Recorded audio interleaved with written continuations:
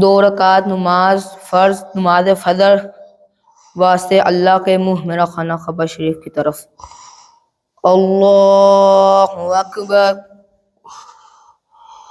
سبحانك اللهم وبحمدك وتبارك اسمك وتعالى جدك ولا إله غيرك أعوذ بالله من الشيطان الرجيم بسم الله الرحمن الرحيم الحمد لله رب العالمين الرحمن الرحيم مالك يوم الدين إياك نعبد وإياك نستعين اهدنا الصراط المستقيم صراط الذين أنعمت عليهم غير المغضوب عليهم ولا الضالين أرأيت الذي يكذب بالدين فذلك الذي يدع اليتيم ولا يحض على طعام المسكين فويل للمصلين الذين هم عن صلاتهم يراءون ويمنعون الماعون الله أكبر سبحان ربي العظيم سبحان ربي العظيم سبحان ربي العظيم سمع الله لمن حمده الله أكبر سبحان ربي الأعلى سبحان ربي الأعلى سبحان ربي الأعلى الله أكبر الله أكبر الأعلى سبحان ربي الأعلى سبحان ربي الأعلى الله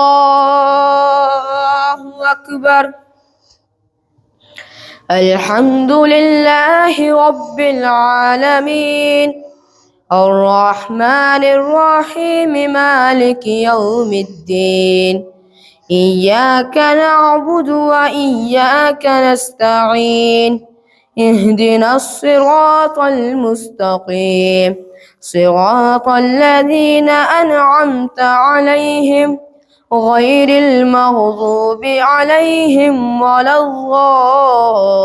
الضالين تبت يدا أبي لهب وتب ما أغنى عنه ماله وما كسب سيصلى نارا ذات لهب وامرأته حمالة الحطب في جيدها حبل من مسد الله أكبر سبحان ربي العظيم سبحان ربي العظيم سبحان ربي العظيم سمع الله لمن حمده الله أكبر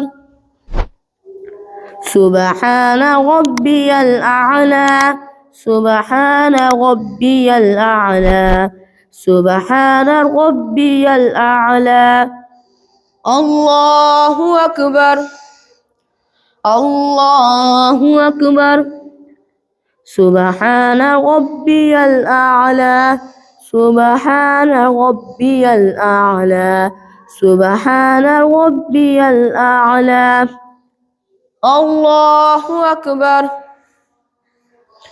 التحيات لله والصلوات والطيبات السلام عليك أيها النبي ورحمة الله وبركاته السلام علينا وعلى عباد الله الصالحين أشهد أن لا إله إلا الله وأشهد أن محمدا عبده ورسوله اللهم صل على محمد وعلى آل محمد كما صليت على إبراهيم وعلى آل إبراهيم إنك حميد مجيد اللهم بارك على محمد وعلى آل محمد كما باركت على إبراهيم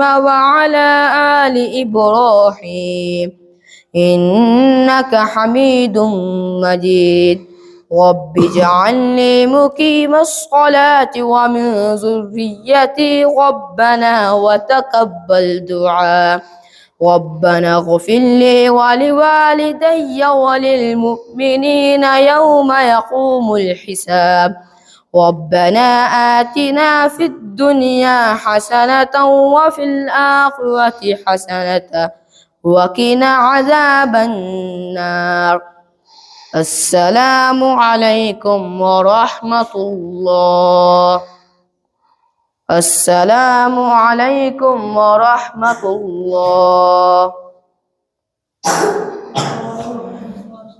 یہ تھا فجر کی نماز کا طریقہ۔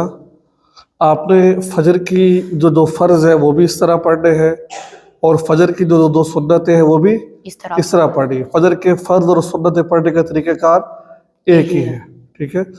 جو اگر آپ امام کے پیچھے نماز پڑھ رہے ہو تو آپ نے پیچھے خاموش رہنا ہے۔ تو امام صاحب قرات کریں، سورہ فاتحہ پڑھیں اور 7 سورت ملے تو آپ نے پیچھے کیا کرنا ہے؟ خاموش رہنا ہے، کچھ پڑھنا نہیں ہے آپ نے۔ جب آپ رکوع میں جائیں، سجدہ کریں، تو اس وقت آپ نے کیا کرنا ہے؟ تسبیحات کہنی ہے، ٹھیک ہے۔ اور جب اتحیات پڑھیں، آپ نے اتحیات پڑھنی ہے۔ تو معلوم ہوا کہ آپ نے امام کے پیچھے صرف اور صرف کیا کرنا ہے؟ خاموش رہنا ہے قرات کرتے وقت۔ تو یہ طریقہ کار ہے۔ اور جب امام صاحب سمیع اللہ لمن حمیدہ کہے تو آپ نے پیچھے صرف کیا کہنا ہے؟ ربنا لک الحمد۔ اور جب آپ نماز پڑھ رہے ہو، امام کے پیچھے نماز پڑھ رہے ہو، تو یہ نیت کر رہی ہے کہ میں امام کے پیچھے نماز پڑھ رہا ہوں، ٹھیک ہے۔ اگر آپ اکیلے نماز پڑھ رہے ہو تو یہ نیت کرو کہ میں اکیلا نماز پڑھ رہا ہوں، ٹھیک ہے۔ امام کے پیچھے امام کی نیت، اکیلے ہو تو اکیلے نیت آپ نے کرنی ہے۔ تو آج ہم نے سیکھا ہے نماز فجر کا مکمل پریکٹیکل طریقہ، نماز فجر ہم نے کیسے ادا کرنی ہے، ٹھیک ہے۔ تو آپ کو سب کو آگے طریقہ کار